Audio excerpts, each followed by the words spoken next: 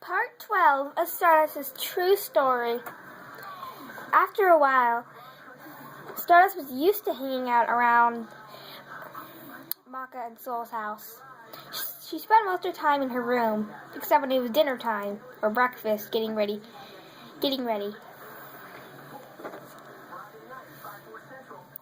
She loved living there. It was so much fun. Well, kind of. It was fun to her because she always had to stay in her room.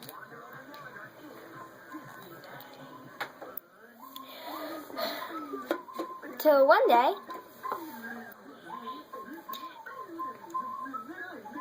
Soul and Maka got a special mission to go to London. She was so excited she wanted to go with. Lord Death told Maka that she should come with to know how missions go, so eventually she could go on her own. They did. Once they got to London, they looked around, and around nightfall, a murderer.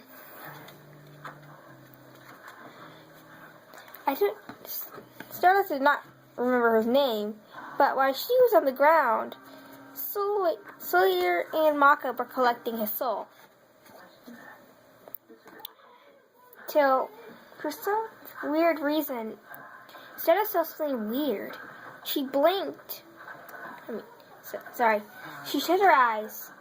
She felt something. She shut her eyes. When she opened them, she focused very hard and saw the world in a whole new light. When she looked at people, she saw these weird images of souls. She must have had soul vision, but she didn't know why, because she was a weapon. Or was she? She was a death side, so she must have been a weapon, but she doesn't know why she has the ability to see souls. When Maka and Soul got back down on the ground, Maka noticed it too. "What is that?" Maka said.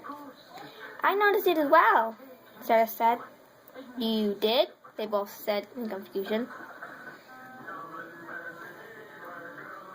Soul went to go get the bike.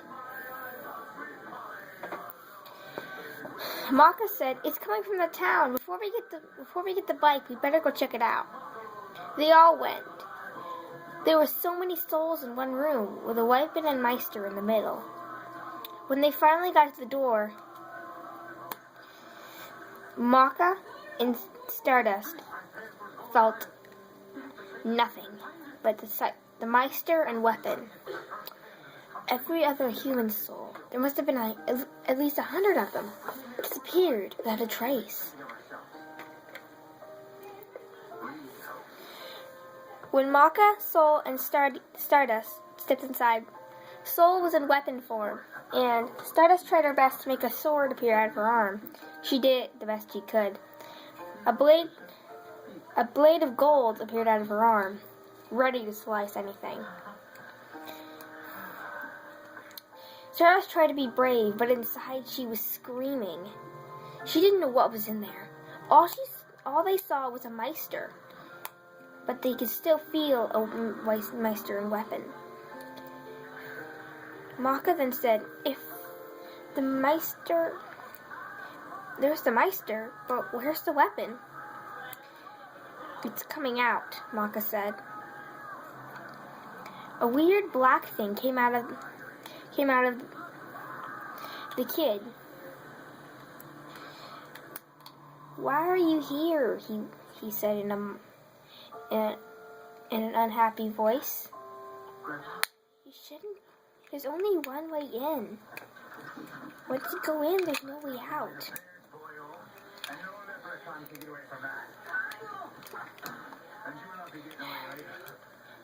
Stardust felt more fear than she ever did, and the sword in her arm disappeared because she felt fear. Instead of being brave, she felt fear, which caused the blade to disappear. Maka said she should go over there where the battle won't affect her, since she can't get the blade to come out of her arm to defend herself.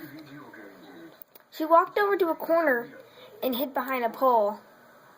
The Meister didn't have time to see her, because the Meister didn't see her, only the weapon. And hopefully the weapon doesn't care. But unfortunately for Stardust, the weapon alerted the Meister. Before they could go and strike, Maka said, What is your name? I am Maka Albarn, 1-star Scythemeister. The Meister bent her back and said, My name's Krona. You need to die. You all need to die. Stardust felt more fear and more. She felt her heart pumping faster and faster as the weapon turned into its weapon form. Now, she yelled as she ran towards where Stardust was hiding. Stardust felt real fear, not fake, real. Her heart pumped faster and faster. Maka blocked it. The black sword that Krona was holding that sent a shock down Soul's blade. It caused his human form to be hurt or wounded. Maka kicked the Meister. They hit him in the arm, but before they could do any damage, his blood hardened. He knocked over Maka and headed straight for Stardust. Maka immediately got up and used Soul to grab him away from her. And tried to slice him once again, but his blood hardened before they could even strike.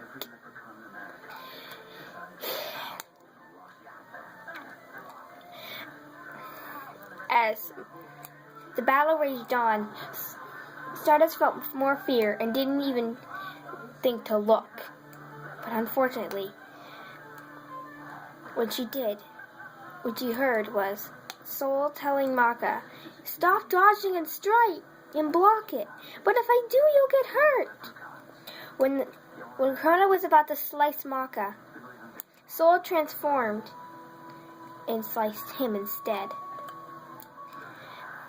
Stardust was scared for 2 seconds. Then her eyes began to turn red.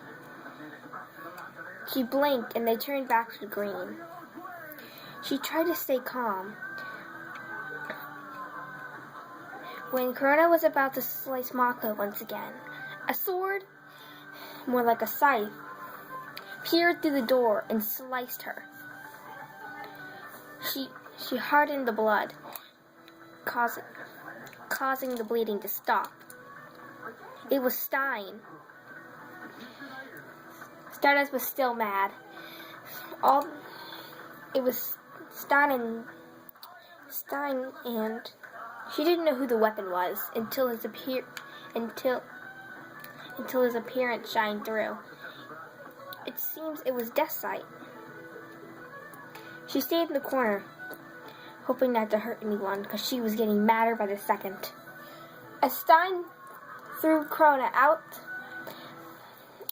of the door, destroying the wooden door, he didn't even glance at Stardust and ran out the door.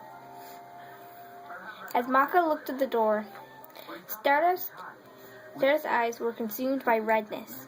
When she got up, Maka looked at the mark on her arm. It started to shift into a different color and shape.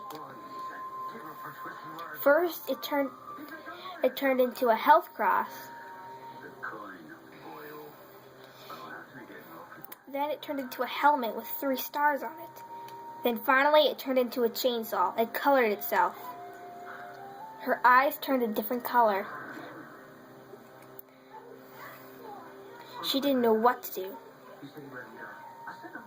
Stardust smiled. Instead of being scared as Maka thought she would be, she became brave.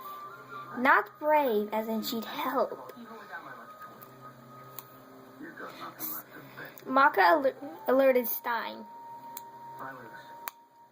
He glanced over. Before he could look inside, he had to block Krona's attacks. He had to jump inside. He looked. The mark on her arm was changed into a chainsaw. It was colored in. He used his soul vision, and look, it seemed he was shocked.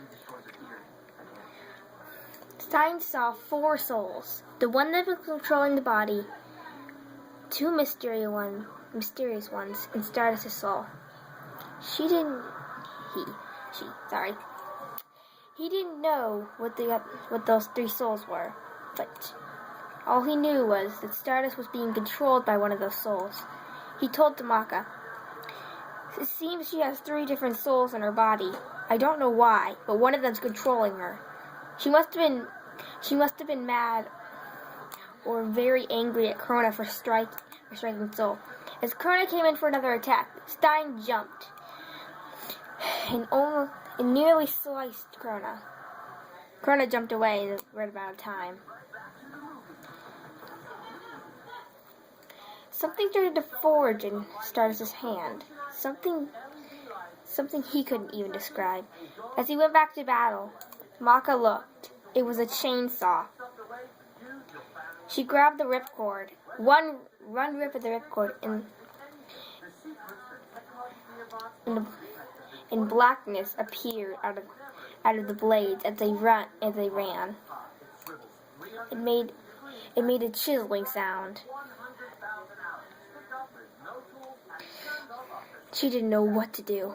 She was scared of what that spirit would do. As the spirit controlling Stardust walked towards Maka and said, "You probably want to know what I'm doing with your friend. When your friend gets mad or angry, one of us is able to control her body." He had a black crystal appear out of his eye. "My name's Medic." Her eyes changed colors. She blinked, and it changed back to the red color. "No, it is not. You do not need to know my name. That person was Medic. You'll know who Medic is later. Medic is not that smart." Another thing appeared in her hand. It was dark black glasses. He put it on Stardust's eyes and said, "This is how I used to look, but till I was transformed into a spirit. As long as Stardust is angry, or as long as I have a grip, I can still control her."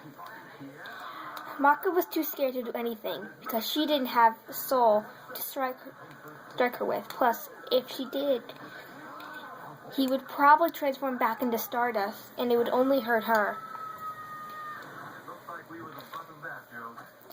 "I would destroy you, but if I do, Stardust will try to fight back. And we can't let that happen. Looks like I'll have to do what she wants until the time is right."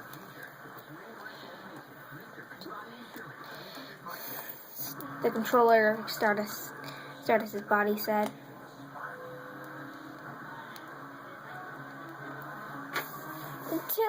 Until I can figure out my own name, you